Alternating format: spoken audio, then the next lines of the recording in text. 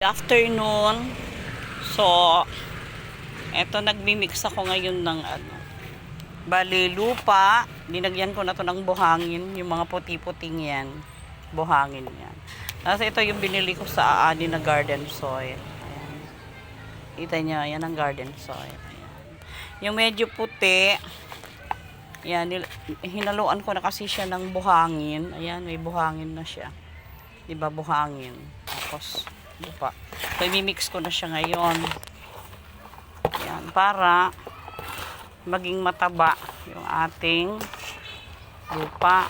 And then, yung mga, ayan, may makikita rin yung mga sanga-sanga. Nakakataba pa rin kasi sa lupa yan. Yung mga sanga-sanga. Yan.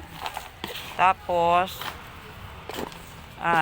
yung, ano naman, yung iba, halimbawa, balat ng saging, balat ng patatas, dahon ng pechay, dahon ng kangkong, ayan, yung mga galing sa kusina.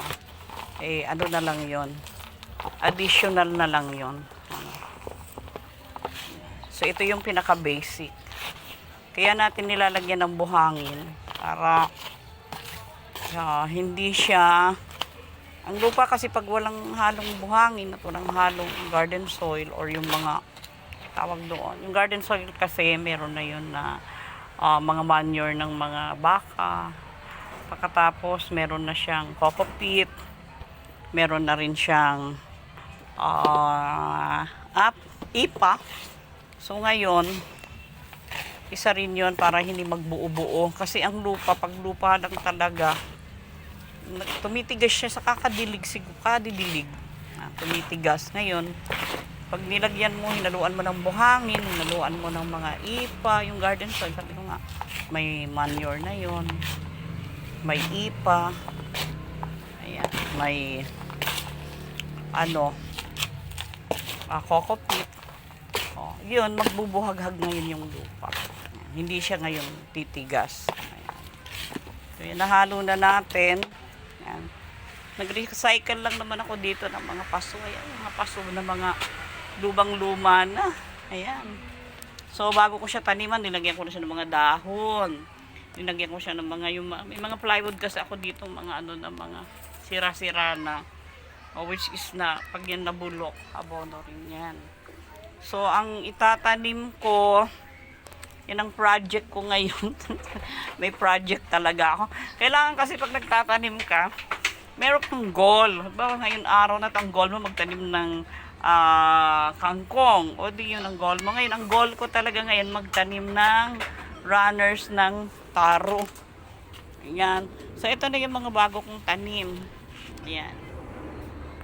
Ayan na yung mga bago kong tanim. Linabas ko na kasi buhay na sila.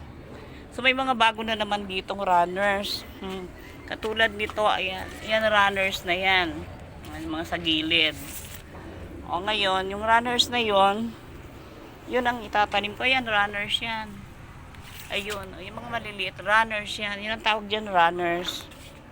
So, yung ngayon na naman, yan na naman ang itatanim ko. O, ayan, may mga runners na.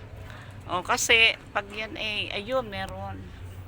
Pag itinanim mo yung mga runners na yan, magiging ganito na naman sila. Ayan, o, ayan, mga runners yan. Yan, maliliit na yan. Yan. Pag lumaki sila, ayan. So, dadami na ngayon ng aking taro plant. Talagang sa isang harvest ay marami na magugulay mo. Actually, napakasustansya po ng taro. Kung sa kamuting kahoy, ito yung kamuting kahoy, masustansya rin ang kamuting kahoy, pero mas masustansya ho ang taro. Kaya itong pinaparami ko. Una, paborito to ng mga Bicolano. Kaya sabing laing. O kasi pag linuto na at bago lutuin muna ay dino-dry, nagkakaroon tayo ngayon ng laing. Yan, laing na gabi. Ayan. So, yan ang aking ngayon. Dapat ngayong hapon. Ayan, hapon na. Oh. Hapon na. Kailangan bago gumabi, makapagtanim ako ng runners ng taro. Salamat sa iyong pagsubaybay. So, pagtanim naman, madali lang. Pakita ko na lang sa iyo na inyo na naitanim. O kasi pag bunot mo noon, ilagay mo dun sa lupa. Ang preparasyon lang naman ang medyo nakakatagal. Lalo't nandito tayo sa rooftop, wala talagang lupang talagang bumili ako. Ang kaya ko lang naman iakyat yung ayan, yung kasi yung garden soil medyo magaan kasi mga lang naman yun, mga ipa. So ngayon, nire-recycle ko na lang yung mga lupa dito na kumbaga sa yung tanim, katulad yung kamote. Kamote kasi matagal na, pwede ko na siyang i-harvest. Kasi alam ko may laman na yon. So yung lupa nun, pwede ko nang i-recycle, pwede kong itanim naman uli, magtanim na naman uli ako sa paso ng kamote.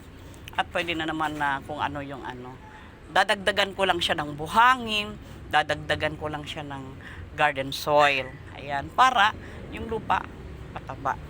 Salamat sa iyong pagsubaybay. Ayan, sana katulad ko may matutunan tayo at ma-encourage tayong magtanim.